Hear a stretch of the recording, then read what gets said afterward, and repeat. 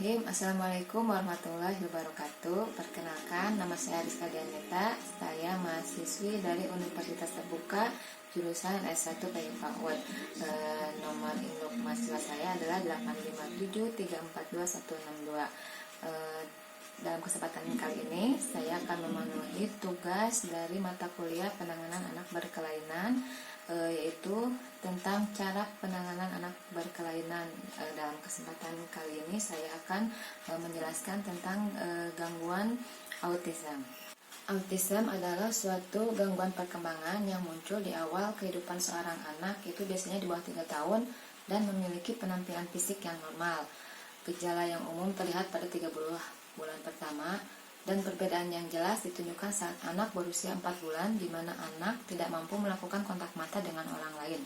Orang tua pun biasanya baru menyadari ketika anak berusia 2 tahun, di mana anak yang seharusnya mulai dapat berkomunikasi dengan orang lain, namun anak tersebut mengalami keterlambatan. Ada 3 karakter utama anak dengan gangguan autism. Menurut Marsh and Wolf, yang tampak pada anak itu adalah seperti berikut. Yang pertama, kesulitan dalam interaksi sosial. Di sini anak tidak bisa menunjukkan kontak mata saat sedang berbicara. Kemudian dia tidak memahami norma sosial dan apa yang diharapkan lingkungan dari dirinya. Kemudian ketidakmampuan anak untuk membangun dan membina hubungan dengan sebaya. Yang kedua adalah kesulitan dalam komunikasi. Kemudian yang ketiga, adanya perilaku, minat, dan kegiatan yang bersifat kaku dan berulang. Selain ketiga karakter utama di atas, ada juga karakteristik tambahan, yaitu perkembangan terlambat, lebih tertarik pada benda dibanding manusia, menyukai rutinitas, permasalahan sensoris, permasalahan dalam minat, dan juga permasalahan dalam belajar. Tentang penyebab pasti dari gangguan autisme masih terus dilakukan oleh para ahli.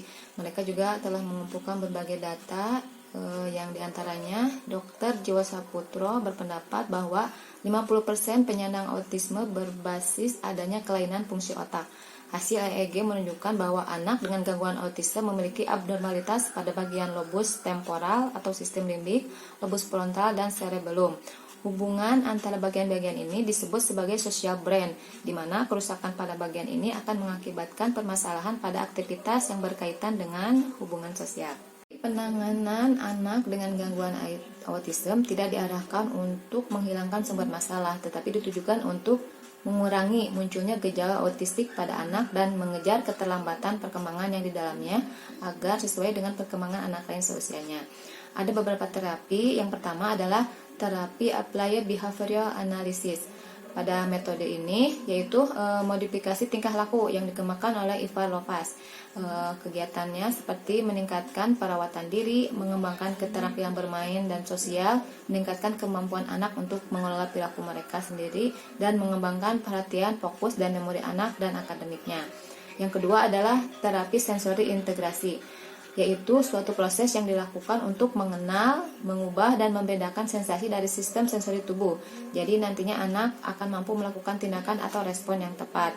Dalam terapi ini ada banyak permainan edukatif yang berfungsi untuk membentuk karakter anak. Terapi yang ketiga adalah terapi wicara. Terapi ini bertujuan untuk meningkatkan kemampuan bicara dan mengekspresikan bahasa pada anak.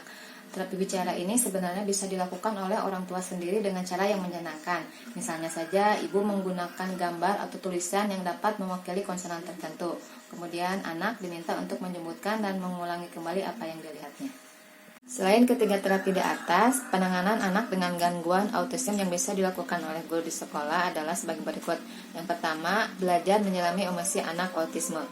Yang harus dilakukan oleh guru adalah menciptakan kualitas hubungan yang baik antara guru dan anak, sehingga guru akan lebih mengenali apa yang dirasakan anak, apa saja kesukaannya, dan situasi apa yang membuatnya tidak bisa berkonsentrasi atau membuatnya marah. Yang kedua adalah harus terus memberi stimulus. Anak dengan gangguan autisme biasanya mempunyai kegiatan yang berulang-ulang, seperti membuka-buka buku tanpa membacanya lalu menyimpannya sembarang. Tugas guru adalah mengalihkan perhatiannya, jangan sampai anak tersebut tenggelam dengan aktivitasnya sendiri. Yang ketiga adalah melatih insting sosial.